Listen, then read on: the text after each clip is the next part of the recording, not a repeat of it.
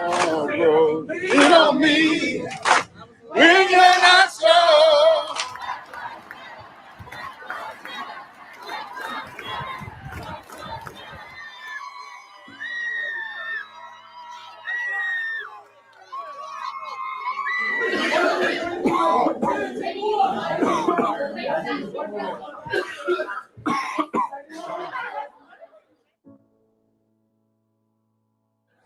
They're fighting. Yeah, they're tear gas. The tear gas went on Swan Street. It's a fight. Oh gosh, everyone's going to the house. Are you giving us shelter? Yeah. We're okay here? Yeah, you are. Is everybody in this house okay here? Yeah. Appreciate you, bro. Thank you. If we were to sleep here, is that okay with you? Yeah, as long as it's Thank you so much. God bless you.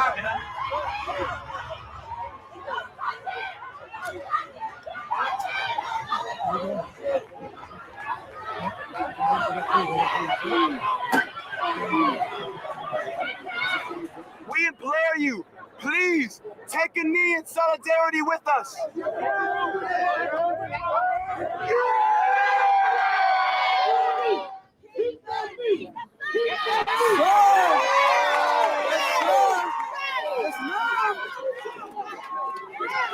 These have been very chaotic nights, and that's why I took a knee, all right? If I could take a knee with the community to garner and broker peace, then I'll get on my knee every day. We want people of color to be talked about as being thugs and we're bums, and my people, as an immigrant, we're rapists. We know what? We built this country. We got news for them.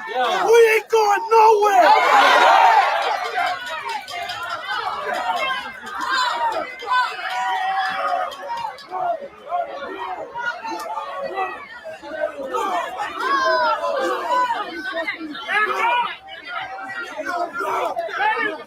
Let me tell you something right here.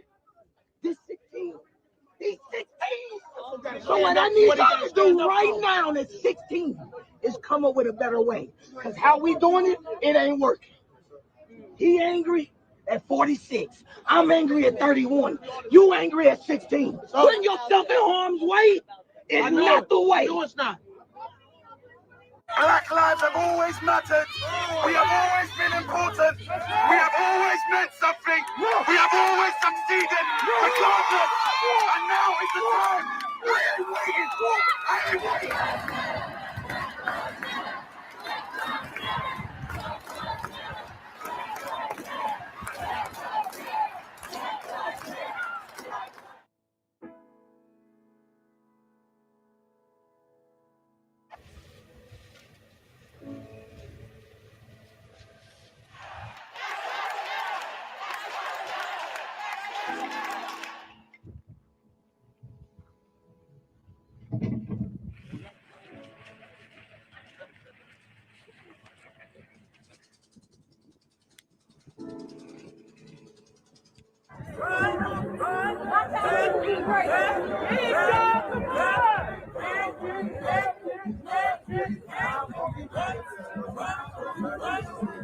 Lean on me when you're not strong.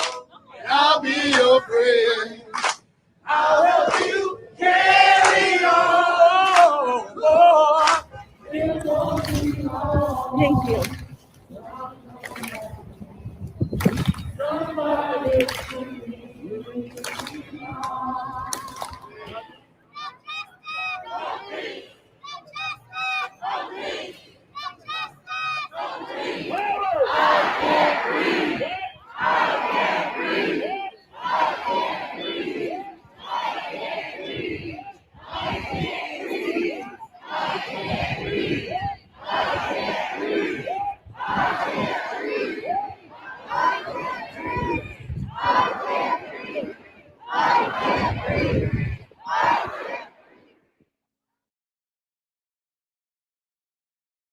I can't breathe.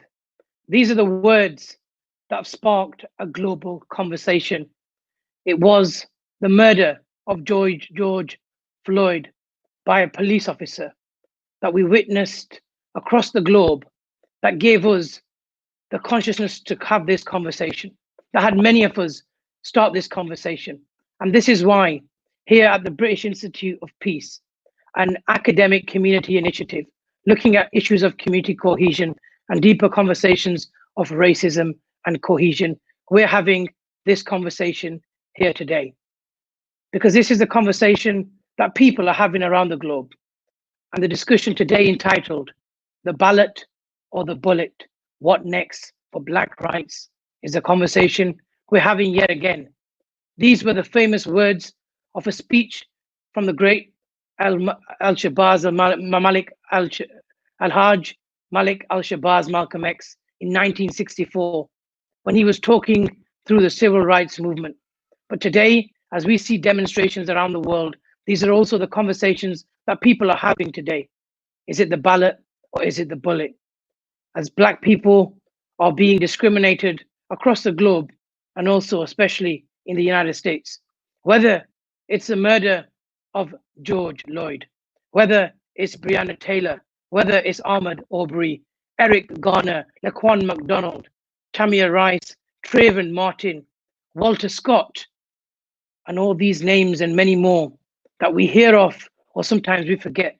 These are real people who've been murdered for no other reason than the color of their skin. And this is not just something that we hear about in the United States. These are similar conversations we've had here in the United Kingdom, whether it's been Stephen Lawrence, Mark Duggan, Leon Briggs, Shukri Abdi, and many more. And these are the conversations that we need to have today, because we need to talk about whether we can move forward as a society. And this is the conversation we're going to be having today with our illustrious panelists that are going to be joining us very shortly. But if you're joining us on Facebook or on YouTube, from whichever platform you're going to be joining us today, the first thing I'd like to say to you guys is hit the like button and the share button. Let's grow this conversation. Let's increase this conversation and spread it out wide. And let's talk about this conversation, and let's see the different facets of the conversation that we will discuss here today. But before I move on to the discussion, we're going to be having an opening statement by Kate Green, MP, the MP for Stretford in Manchester, who's actually the MP for the constituency where British Institute of Peace was founded. So we'll go to Kate for her opening statement in today's conversation, how she feels about the conversation around the world, how she feels about the murder of George Floyd, how she feels about the conversation about Black Lives Matter. Over to you, Kate. Thank you for organising this important event, and thank you to everybody who is joining this evening. Something has changed in the last couple of weeks since the appalling killing of George Floyd. As Mobeen has said, over the years we have had many such outrages, and there has been anger and pain. But in the last 2 weeks, it is right, as Mobeen says, that outrage and pain has translated into a truly global conversation, a conversation across people of all races and backgrounds who have finally come to realise the endemic discrimination that Black people face. This isn't just about the police brutality meted out to George Floyd in America. And it isn't just about what happens in one country. It is about structural discrimination against women and men of colour in so many aspects of their lives.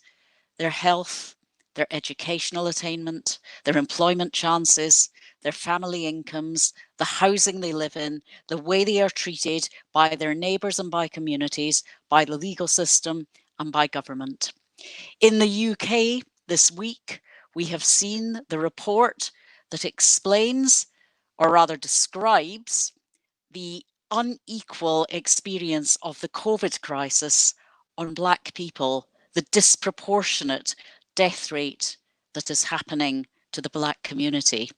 But even that report has refused to acknowledge the institutional and structural discrimination that lies at the heart of those unequal outcomes. And until we are prepared to say that there is institutional and structural racism in all our countries, in all our institutions, we are never going to bring about justice and peace. What is happening in the last 2 weeks, I think, is that so many people now share the sense of anger. They feel the anger as opposed to having observed it, as was the case before. And I think we really are at a turning point where we can do some good together to change the world. I've not seen before ordinary people discussing with one another what is going on, expressing their solidarity with Black Lives Matter, asking what they can do. We seem to be at that moment now, and we need to capture it. We need to capture it so that protest turns into action. And we must not ever allow people to say that protest is not appropriate or has no place. In a democracy, the right to protest, to have your voice heard, is an important part of the way that we bring about change. I congratulate and stand in solidarity with everybody who has stood up to make their voice heard, to say loud and clear, Black Lives Matter, and the way in which Black people have suffered discrimination and injustice demeans and damages us all. Now it must end. So please tonight, be bold, be brave, be radical. We need a different kind of world, a better kind of world, in which we value the Black lives of every one of our sisters and brothers. And this conference this evening is part of that change. And I believe and commit myself to helping to ensure that good will come out of it. Thank you for inviting me to be with you tonight. Thank you for those kind and powerful words, Kate. I think you've hit the nail on the head for many people. Until we realize that this problem is institutional and systematic, the problems may never go away. So let's start this conversation with our illustrious panelists that we have with us today. In this discussion about the ballot or the bullet, what next for Black rights? In no particular order, our guests today, first of all, we have Dr. Abdullah bin Hamid from the USA. He's an assistant professor of Islamic law and prophetic tradition at the Zaytuna College in Berkeley, California. He's also an author of a book on Black people in Arab Muslim consciousness. We also have with us Councillor Dr. Caroline Johnson, who's a Deputy Lord Mayor of Bristol and an academic. And we have Ismail Lee South, who's a community activist and the director of the Salam Project. Thank you all for joining us today, part of this conversation. We're going to open this conversation and this conference with a 45-second statement from each of our panelists on their feeling of how they feel right now, is their sentiments on what is going on around the world. So let's go to the States where this whole issue erupted, and let's see from Dr. Abdullah, what are your opening remarks to this conversation and this conference? Assalamu alaikum, and peace be to everyone. I'd like to first and foremost thank everyone for being a part of this conversation, and the British Institute of Peace for hosting this particular event. And I'd like to offer my commend the MP for her words, introductory remarks, and I hope that this is going to really turn into something very healthy, I guess you should say, healthy conversation, which even at times we allow one another for some degree of disagreement. Now, of course, we know that what we all are here for is because of the protest which has spread throughout the world. All of us are grieved by what we've seen on television over and over and over. not only with regard to the catalyst of this event, which is the murder of George Floyd in Minneapolis by Officer Chauvin and the other 3 officers who held him down when that occurred. It has become, as we know, a very an uneasy sort of image to see over and over and over as we watch the television, we watch cable news. And it is good that a much broader conversation is being had about this particular topic, and we hope that that we will continue to have topics even beyond the election cycle about this particular subject. And we pray that everyone is safe, and we hopefully, as I stated, that this will be a very beneficial conversation. Thank you for that, Dr. Abdullah. We'll now go to Dr. Carol Johnson. Carol, what are your sentiments right now? How are you feeling? What are your thoughts? And what are your opening remarks today? Well, how I'm feeling is very angry and outraged that yet another Black man, another Black person has lost their lives in such barbaric circumstances. As you said at the beginning, this list is getting far too long, and we need to do something about it now. As an opening statement, what I'd like to point out a few facts. Firstly, that just one of the legacies of slavery is racism, and racism is a system, not an event. Riots are a symptom, not a cause. And we need to stop pathologizing Blackness. I'm not sure how a president of the USA can claim to be the leader of the free world when it's not free for all of us. Who's free? It's not free for the Black man or the Black woman or our children. It needs to be free for us all. The time for comfortability, as Kate was saying, if there ever was such a time, is well and truly over now. We must now challenge and examine and scrutinize first ourselves, then each other, and together we must scrutinize the system that has held us in stranglehold for far too long. It's time. We need to make big changes now. Thank you. Thank you for that. Thank you for that, Carol. Over to you, Dr. Abdullah, in the States. We've seen over the last few weeks protests have erupted, but the central question is, we've looked at the abolition of slavery in America. We've seen the civil rights movement. We've seen all the struggles. Are we in 2020 having the same conversation in America yet again?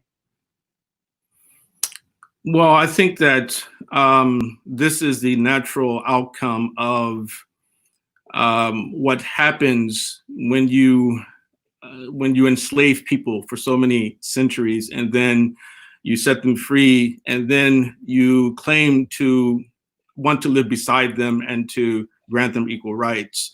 And the natural impulse, I think this is an important thing for us to reflect upon, is that if you yourself once lived as a superior and with almost absolute power over a certain group of people, and then one day you wake up and all of a sudden, of course, we know there was a civil war, and then all of a sudden now that person you've been told that this individual is your equal, and they're actually going to share wealth, among other things, with you, that there's going to be some response. And so the responses we've seen over the decades since, or of course, perhaps even, we say more than a century now since emancipation, has been that there are all these setbacks, So if you have brutalized the people, then naturally you will be afraid that if they ascend and they gain a certain type of power, a similar power that you had yourself, then they're going to do the same thing to you. Right. So on a very basic psycho-emotional level, we have to understand this particular mentality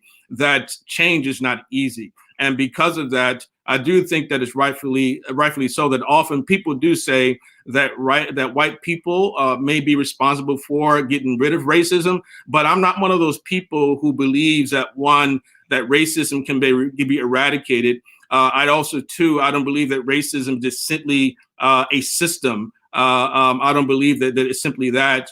And also, I don't believe that all white people, they get to be blamed, or in particular, Officer Chauvin gets to represent all white people throughout the entire world. Right? So I do think it's important for us to reflect upon, again, is this is the natural, I guess you would say, trajectory of people attempting to maintain their own, I guess you would say, semblance of survival in response to new people gaining power to do to them similar to what they have done to others.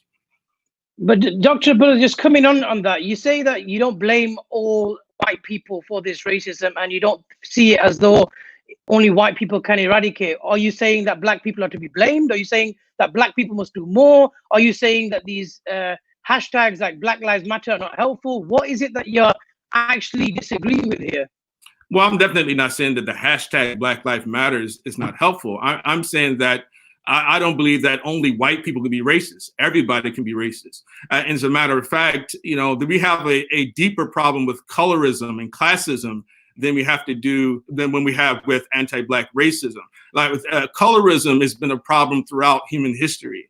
You can go to ancient China, the northern Chinese against the darkest southern Chinese, the Indian, in India, the northerners against the Dravidians, the Brahmins against the Dravidians, and the South. You find it multiple areas. I mean, more points in history that this has been the problem, and even amongst Black people themselves, there is a colorism problem that darker Black people are discriminated against or ridiculed by lighter skinned Black people.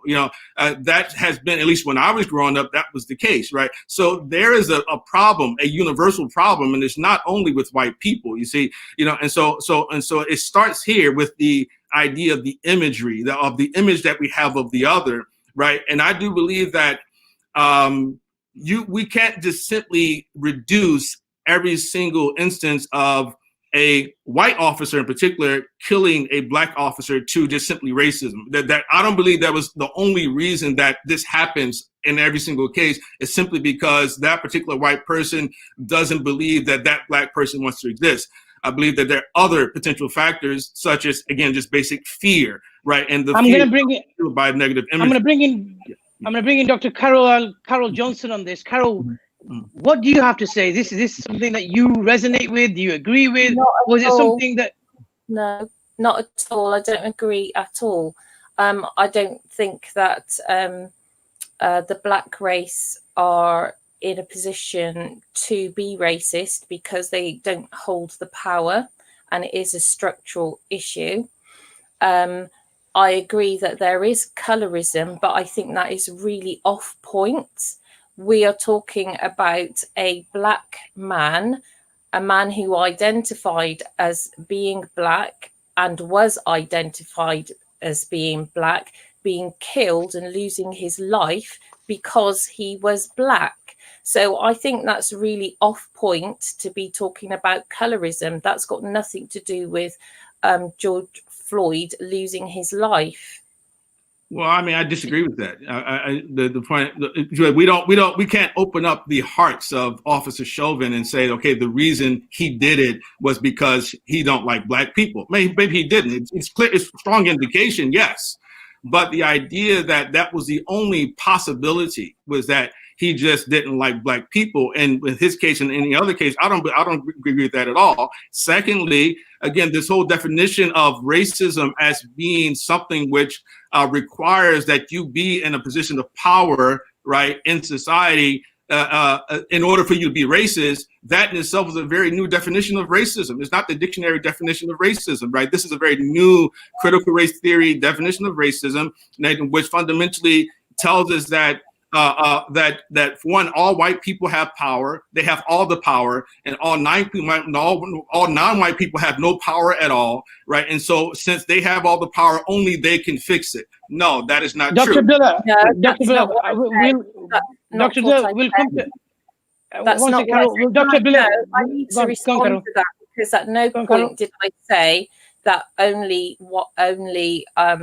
one race can solve this problem. Absolutely not. I don't believe that. I believe that black and white people working together versus or against racism is what's going to make the changes that need to happen. At no point did I say just one race was responsible, because one race cannot do this on their own. We have to stand united together to combat racism. That's what I'm saying. But I do not agree with your definitions, your previous definitions, and I don't agree with your citing colorism either.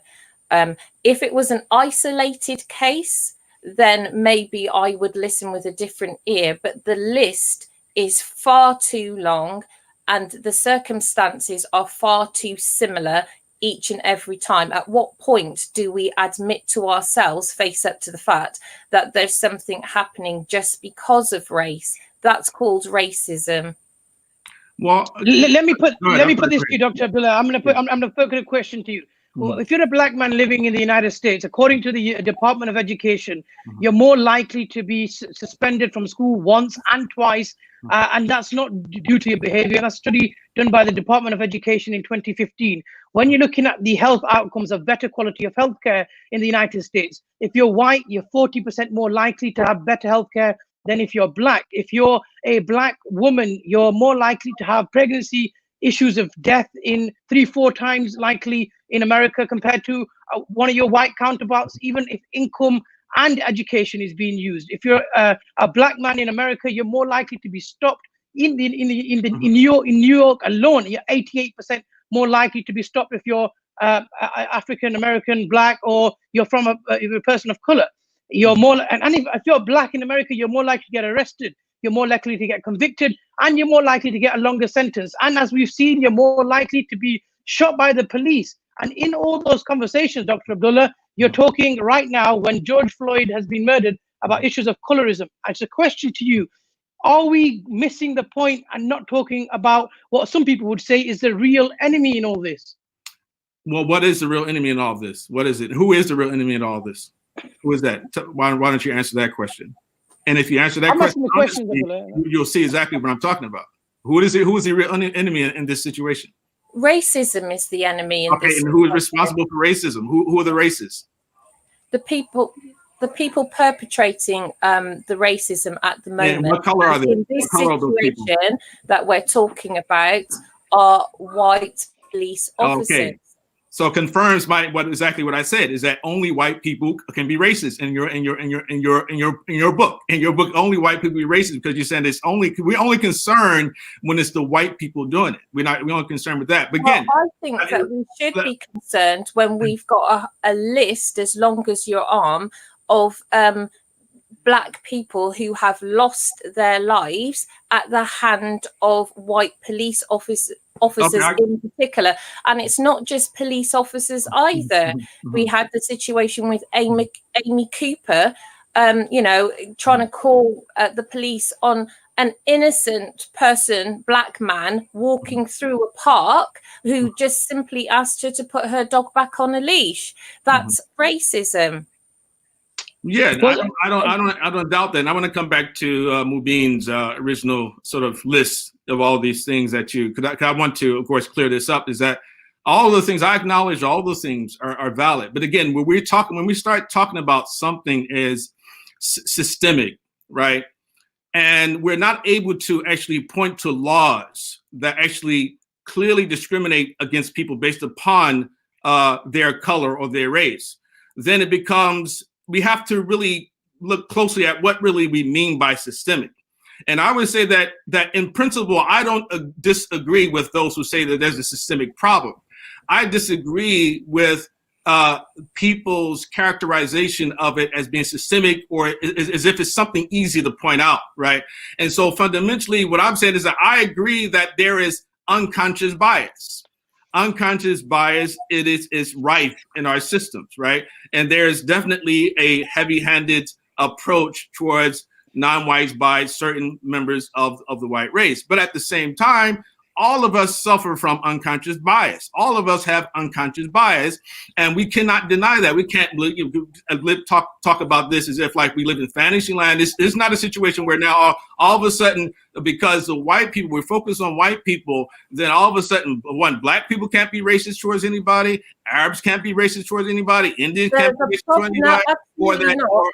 Everybody does have unconscious bias. You're absolutely right. And nobody's completely innocent. We all, as I said, have to start by looking at ourselves first, then each other. And then together, we need to look at the system and dismantle it because it's not working. Here's the problem. No, how do you dismantle something here's that the you can't problem. identify? Here is the problem. Unfortunately, or fortunately, people are not losing, white people are not losing their lives at the hand of, nobody's losing their lives at the hand of myself who has unconscious bias the same as you, at the rate that the black race are. And there's no other race that is affected such percentages. There's no other race that is affected in that way. There's a different rate. Carol, I agree there's a different rate, but that doesn't mean that it's not happening in the other direction. I didn't say it's not happening. I think we've finally been joined by Ismail Lee Sal from the Salam Project. I think we have some some technical issues, but it's been sorted by the missus, mashallah. Ismail, do you want to jump into this debate right now?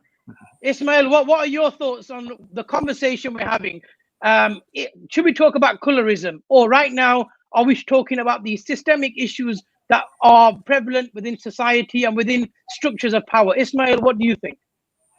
My personal opinion, we need to be speaking about both. We have our beloved Sheikh here, mashallah, who's been doing a lot of work in challenging racism within the Muslim community, and we need our beloved sister here, Deputy Lord Mayor. We need sisters like her on the front line, challenging the mainstream society in challenging systemic and infrastructure racism against black people within the UK and in America. I don't see why we can't be challenging both at the same time. Ismail, let me put this to you. Ismail, let me put this to you. Today, the US president said these words. Hopefully, George is looking down right now and saying this is a great thing happening in our country, talking about US jobs, days after the murder of George Floyd. How do we look back? How do we talk about tackling racism when the most powerful man in the world is saying these comments, Ismail? Okay, my personal opinion, I don't look on Donald Trump as a politician. I look on him as a reality star, as an entertainer who's surrounded by a group of people who are totally ignorant of diversity, of sensitivities, of communities. So when I hear Donald Trump saying Ismail, however you look at him, in whichever way you do look at him, he still exists as the US president. Yeah, but we have to admit it. We have to be honest.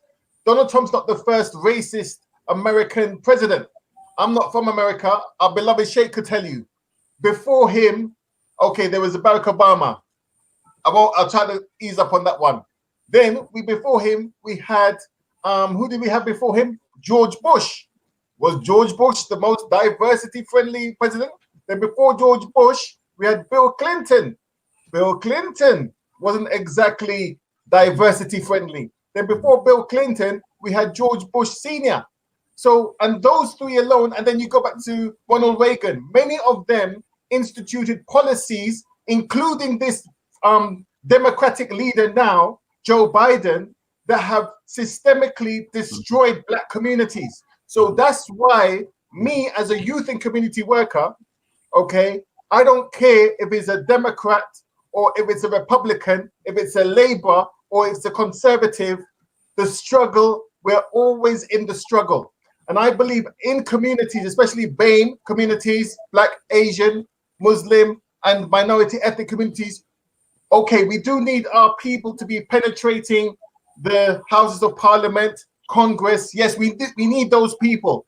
But the real struggle is on the grassroots. Because no matter who's in power, when I go to America, I've been to America when it's a Democrat. I've been to America power. I've been to America when there's a Republican in power. So when I've been to America at those times, I haven't seen no changes. When I go to the streets of Brooklyn, when I go to the streets of New Jersey, I see the same thing. So that makes same like here in the UK. No matter, this is my opinion.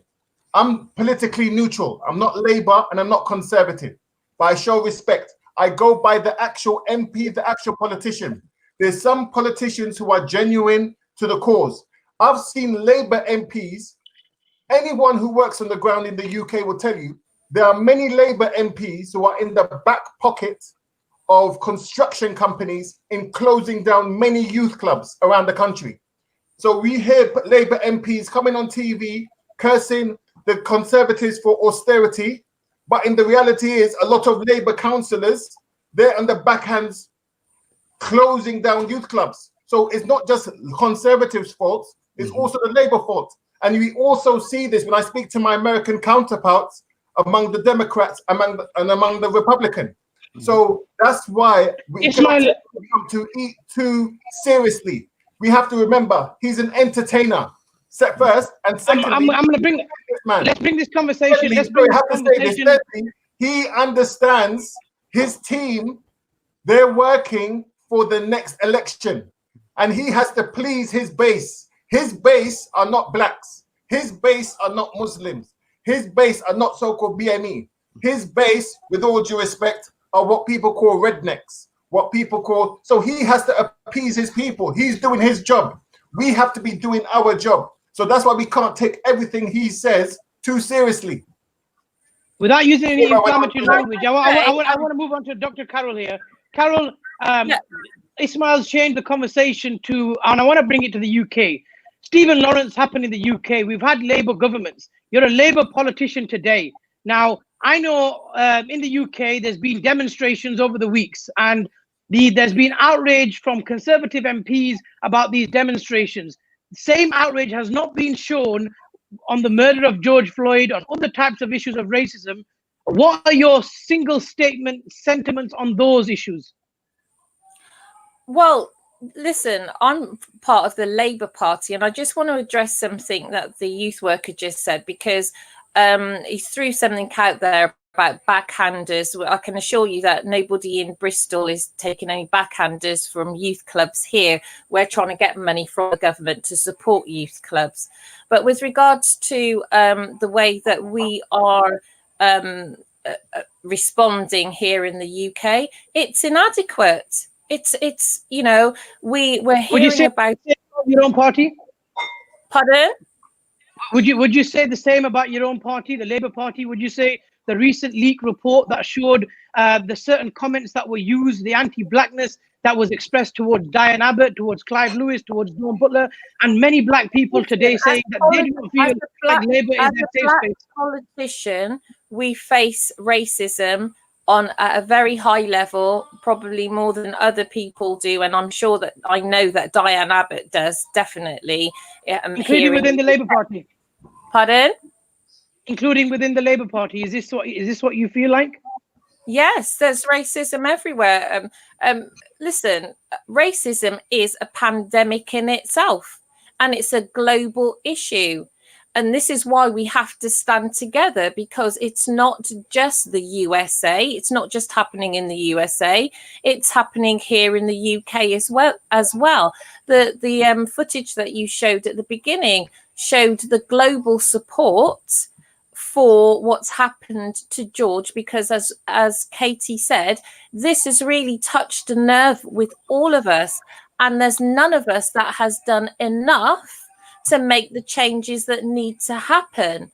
You know, we've heard a lot of glossy words in the past, as you said, Ishmael. We need now the actions to back up those words so that we can see the transformative changes that we need to see in order to save lives. You know, we're in such a state because it's gone on for such a long time now. We hardly know where to start, but the point being, we have to start. We have to start. And, you know, hopefully, because of what's happened to George, this will be count a beginning of us working together across the globe to eradicate this. I'm not saying it's going to happen overnight, but we have to start taking the steps to make sure that that list ends. We've got a question from one of our viewers right now, and I'll put that to Dr. Abdullah. We've got Zayed Iqbal, who says, should we not see white racism, including police violence towards black people, as a continuation of the wholesale white oppression of black people, stretching back to slavery and segregation? Dr. Abdullah. Yes and no. I mean, yes, in the sense that I believe that after centuries of indoctrination into white superiority and black inferiority, and then followed up with constant media projections of black criminality, among other things, and then we add on top of that the regular interaction of police with black criminals, that I do believe that it creates within the minds of such people a very negative bias against black people overall, even those who are not criminals. So in that sense, yes, it's sure that it is a continuation. On the other level, and in another way, it's not a continuation, because as I stated before, I'm not prepared to say that every time it happens that a white police officer kills a black person, it's because of racism. Because again, I feel that I can have just as much good reason to attribute that to the very fact of unconscious bias, which has been influenced by all these type of things, right? And so just one example, I can't remember exactly what year it was, but there was one particular year where there was a young man with Down syndrome, and he was in a mall, and the police, they found him to be threatening. His father was off on the side and kept telling the son to stay down, stay down, stay down. And at a certain point, one of the police officers, he shot the young man, even though he wasn't doing anything. And when they asked that officer, why did you shoot him? He said, I don't know. I don't know. Right. And so fundamentally, what's happening again is like, this is an election cycle. And I agree, Trump is the salesman in chief. We have to develop a different we have to develop a sense of humor with him, realistically, you see. But when we compare him to other presidents, realistically, he hasn't done anything as serious as previous presidents has done to black people in general. Realistically, if anything, he may have done more than Obama in particular.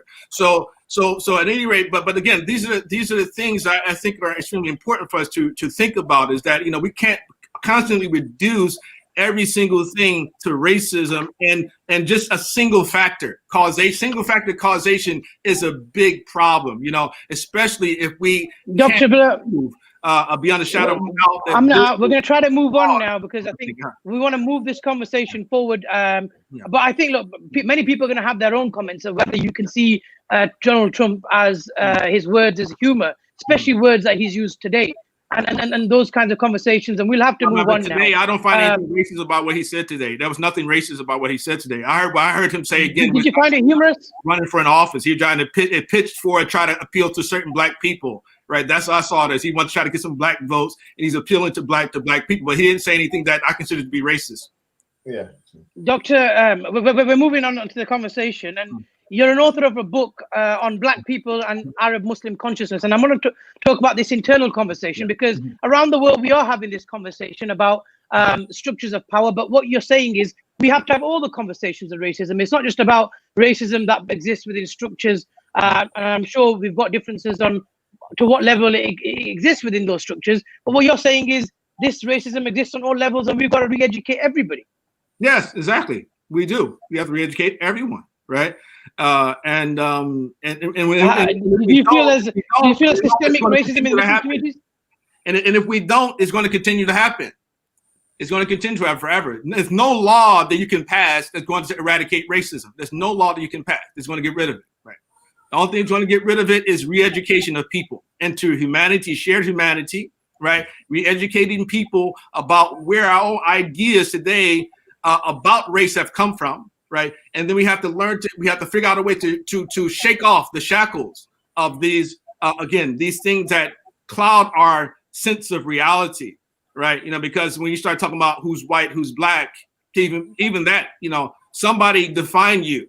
White people define themselves, and then they find blacks as well. And we continue to, and I'm not saying that you don't call yourself black, we embrace it, because Black race in this sense is about an experience rather than about a true sign of homogeneity, right? This idea that we, like for instance, Africans throughout history, they didn't see themselves as a single group, that a one race. They didn't see themselves that way, right? And but we've duped ourselves into believing that has always been the case, but it hasn't always been. Even still today, it's the same thing. If you go to Africa, you still, Fulani or Wolof, or I mean, there's some similarities, but they're different people. They don't see themselves as the same people. It's the same thing in other parts of the world. Thank you. Thank you for that, Abdullah. I'm just going to shift the conversation to the UK now, and I want to bring in both Ismail and Dr. Carol. Ismail, first, if I can bring you in.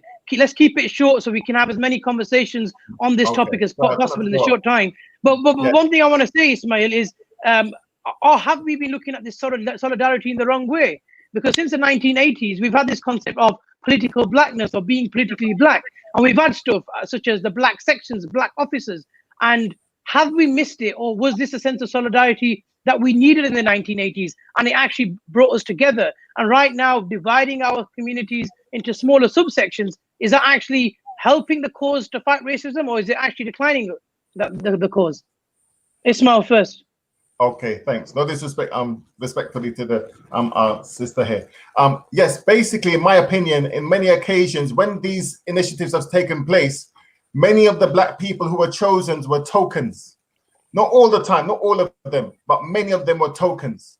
We need our genuine grassroots, community-loving politicians to take these positions.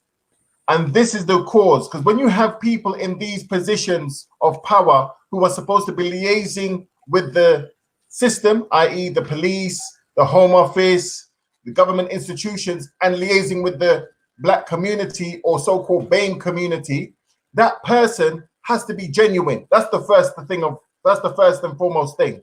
Second thing is the person has to have a good team around them, and they must have good advisors that represent different aspects of the community. The sad reality is what you're talking about, what happened in the 80s and 90s, many of those people who were put in those positions were bourgeoisies who had not a clue, had no experience, had no community insight, and they were just put in those positions and they were told what to do. Just like how we see Priti Patel as the Home Office, head of the Home Office, she's been put in front and she's been told what to say. So we have to understand, we need our politicians like our Deputy Lord Mayor to hopefully come into our communities, not just in Bristol, but around London, Birmingham, Manchester, Sheffield, and educate our young Black women and train them and mentor them to become the next generation of mentors. This is what we need. We need people like David Lammy to come down to Brixton, come down to Harlesden, Moss Side, Handsworth, Lozells, and train up the next generation of Black politicians. We need more people of the Afro-Caribbean community to be politicians, lawyers, doctors. We do have them already, but we need more. And so we can affect policy, affect real change. Sorry, sister, if I took too much of your time. No. I'm gonna put this to you, Dr. Carol. Malcolm X in 1964 said the time when white people in our community can get us to vote for them so that they can be our political leaders and tell us what to do and what not to do is long gone. By the same token, the time when the same white man, knowing that your eyes are far too open, can send another Black person in the community to get you and me to support him so he can use him to lead us astray, those days are long gone too. This is what Ismail talked about in 2020. Are we as communities or as Black communities, are people in BAME communities making the same mistake yet again? I think that we've moved on from there, but not far enough and not fast enough. I agree with Ishmael that, our own history shows that it's maybe some query marks about the people who held positions in the past, etc., and why they were there. Moving forward, we are trying to address that now, because I know plenty of people in the Black community that are reaching back to help others to come through so that they can go out, as you say, not just in Bristol, but out to the nation and further afield as well. So we are aware of the need.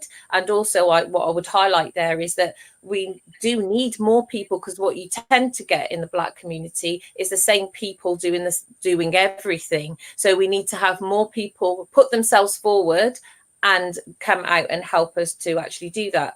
But with regards to the colorist thing, I don't think that now is the time for us to be having that discussion. If I listened to that speech, Malcolm X, that you just quoted today, and if you go to the end of that speech, he actually talks about the need for us to be united, that we need to come together. He talks about, because he was Muslim, and yet he was happy to work alongside the Christian community to get the job done. We've got to put the colorist thing to a side and come together against racism, period. At the moment, do you know what? We've got racism, which is well and alive, and we've got our Black men, women and children dying. It's the wrong way round. We need to kill racism and, and have our Black men and women and children living. We need to think about the legacy as well. We're not going to be here forever. We have to do as much as we can in the time that we can. But I do agree with Abdullah that we do have to come together. We cannot do it in isolation. We've proved that. Even in Martin Luther King's time and Malcolm X's time, they came together. They worked together, not just Muslim and Christian, Black and white, standing linked arms together, united. We've lost some of that. We have to get that back.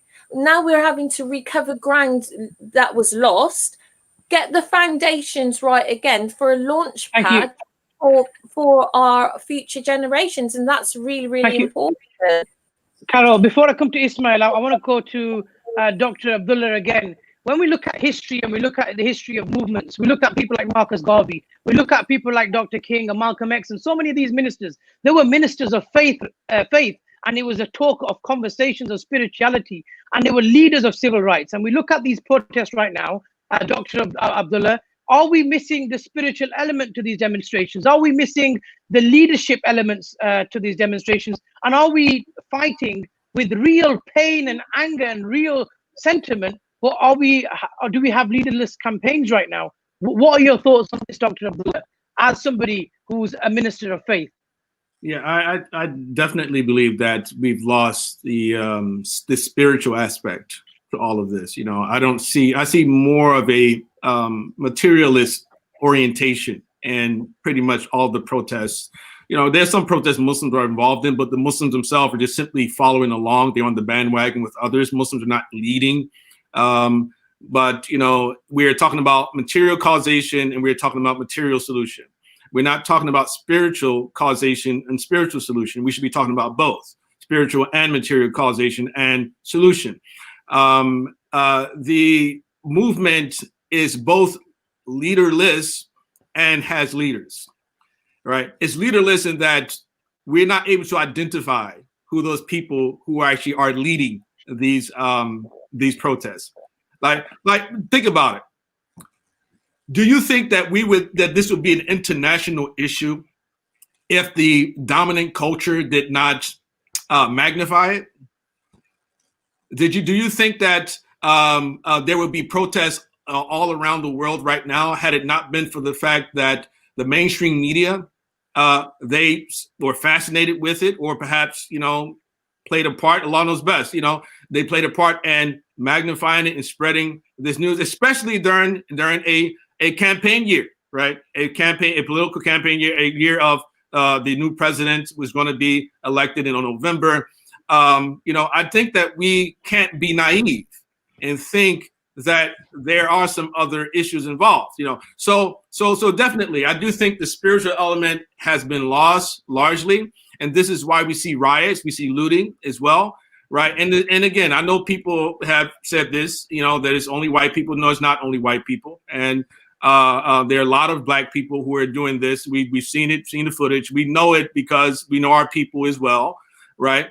And speaking about that is doesn't deflect from the righteousness of the peaceful protests, and those actually want some type of solution to this problem. But I just don't believe that there's really much of a material solution that you can pass or find that's going to create a lasting peace. Right? And that's basically my point. Yes, it should be easier for officers to be tried and convicted when they actually do things like this. I agree with that. And there may be some legislation that can be passed in order to make that possible. However, in order to at least extremely reduce the recurrence of these things, you know, we need a spiritual solution. We need a re-education, right? And again, we also have to acknowledge that police brutality is a universal problem. It's not only with regard to black people. It's just that the cases of black people get magnified a bit more than everyone else's, right? You know, but in America, we talked about the ratios, but we didn't talk about the numbers, the raw numbers. The raw numbers, whites they're killed by police twice as much as blacks are, right? You know, of course, and that's just talking about basic facts. I mean, there again. So those are important things to reflect upon. But I do think that the spiritual message has to take root as well. That people have to be concerned with reforming themselves, with returning, if it's Muslims, returning to God, repenting to God, and also trusting the solutions that as Muslims, trusting the solutions that Allah subhanahu wa ta'ala has given us for. Thank you for that, Dr. Abdullah.